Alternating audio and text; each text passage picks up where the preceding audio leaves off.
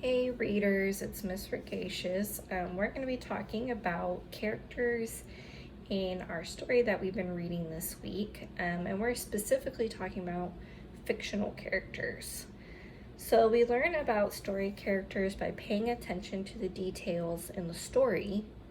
We observe these characters, listen to them, and make note of their thoughts and ideas. We can also learn a lot by noticing how other people react to them. So I've created this anchor chart for y'all, and I encourage you to copy it down as I go through it.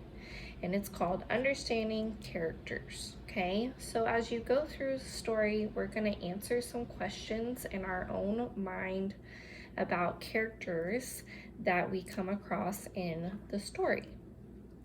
So our first question we can ask when reading is, who is the character? What's their name? How old are they? And what's their history? Where do they come from? And those kinds of wonderings. Next, we can ask, what does the character look like? What feeling does the character express? So, what are they looking like to us in our imagination? Is the author giving us detail about him or her? How are they expressing their feelings? Are they angry, sad, happy? Those kinds of characteristics about our character. What does the character think about? What does the character talk about? So in our story, our characters are constantly thinking or they're constantly talking. Otherwise, we wouldn't have anything to read on the page. So what does our character think about? Are they thinking about food, another character in the story, a problem, maybe a solution? What does the character talk about? Are they talking about other characters, where they're from, who they are, and so on and so forth? What does the character do, and how does the character interact with others? So, does this character have a job? What do they do in their free time? Are they nice to others? Are they maybe mean to others? We can answer these questions about our character and the story. How do others describe this character? So do others think this character is a hero? Do they maybe think this character is nice? Do they think this character is scared of things? Do they think they need to work on things? How do other people in the story describe this character? How does the character describe others? So as our character thinks and interacts with others in the story you're reading, how does that character react to other characters, and how do they describe those characters? So are they saying the other characters are their friends? Are they saying the other characters live in their area? What are some of the things they use to describe others in the story? So when you're looking at this anchor chart, and now that we know what to look for, let's identify some of Charlie's traits from our book this week.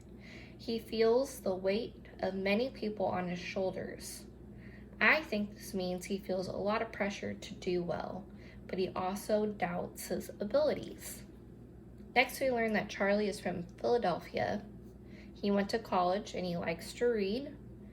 His friends tease him about doing well on the pilot's exam. Charlie is a young man who likes to read and study. He is smart and he's determined, but he has doubts about being a pilot. The expectations of others push him to continue. So we're going to pause and we're going to identify traits of the character Tex from the Red-tailed Angel, using this anchor chart, okay? So now that I've shown you how to identify character traits from the text using this anchor chart, we can do it together. So I'm going to read aloud the last two paragraphs on pages 4 and 5. You can listen as I read or follow down along on your own computer, and then jot down Tex's character traits. So this is going to be your assignment that will be due in your class today. So I'm going to go ahead and start reading on page 4, the second paragraph. It says, "Hey Ace," came a thick drawl from above him. "That book tell you how we're going to kill some Nazis? Because really, that's all we need to know. All those other words, there are just wasting your time." As a matter of fact, this book, Charlie had started to explain before the large man cut him off. Yeah, why don't you put that book down and come play some cards?" He reached out his enormous hand to Charlie. "The name's Antoine Douglas, but people call me Tex." Charlie had just assumed that Antoine was from Texas. He learned later on that Tex actually hailed from Louisiana and earned his name due to his size. "Big as the state of Texas," Antoine had said with a deep, bellowing laugh when he explained his nickname to Charlie. People often cowered in Tex's presence, and he used this to his advantage, but thankfully for Charlie, Tex had taken a liking to him.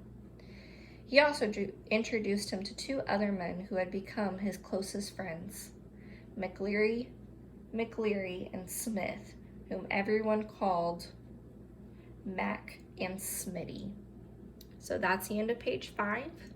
You're going to go into your assignment now, and you're going to use this anchor chart to note Tex's character, and that pretty much summed up all your questions for you in those paragraphs there. So be sure to go back and read pages 4 and 5 if you need help, and use this anchor chart. Remember to record it in a reading journal or notebook paper you have that you can keep referencing, and I will talk to you next week.